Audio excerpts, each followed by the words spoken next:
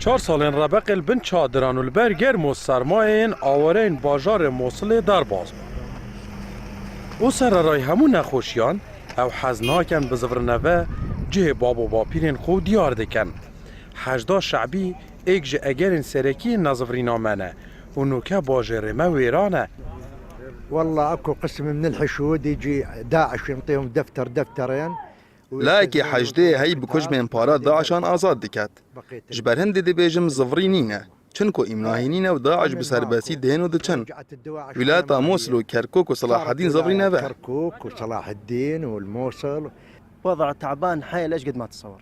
بازرگانی بخلکی دیتا کرن و حکومت چه تش نکرن و پیشی هاتنا داعش باشتر بوشنو که و راوش گلک یا خرابه ما مسيطرين. هندی تو هزر بکی بس هسه صارت كثير جهات احزاب.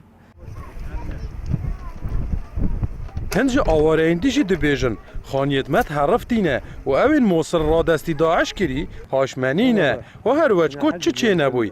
Ev ca em jî pisyar dikin kî heye bi zivrî te ve? Ne emnahî ye, ne xizmetgozarî ye û hêş navê parêzgeha me wîlayet Mosul e û Daeş bi serbestî têto çît. موصل ما بأمان يعني ما تعرف الجهة تجي تاخذك يا جهة تجي تاخذك. Tu nizanî ew kîş hêze dê te desteser ket. Dê pisyar key eger çune diyar nîne. Her kesê dijmindarî gel êkî hebît, dê biryarekî kine Daeş. û her kesê gel xêzana xwe şer biçît, dê kene Daeş. 100 سنة النوب نظل عايشين مخيم من مخيمات الأقليم. الموصل منها السلمة الداعش.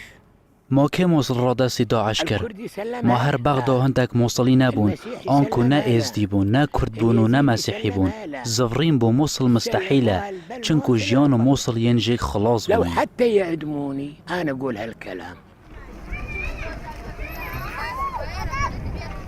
عبادی سروک وزیری دموی یاسایی تمام بوی پیش یا ساله که سرکفتنا اکجاریا عراقیان به دفنکا بلند و لسر داعش راگهاند بو و تنوکه دا آوارین باجار موصلی جید بیجن جیانا نوکه ام تیدا بتنی یا مجبوریه یه بله جولین باجار موصلی بو من خوشتره. جگدار جمال کردستان 24 کمپا گرما و قضا شیخان.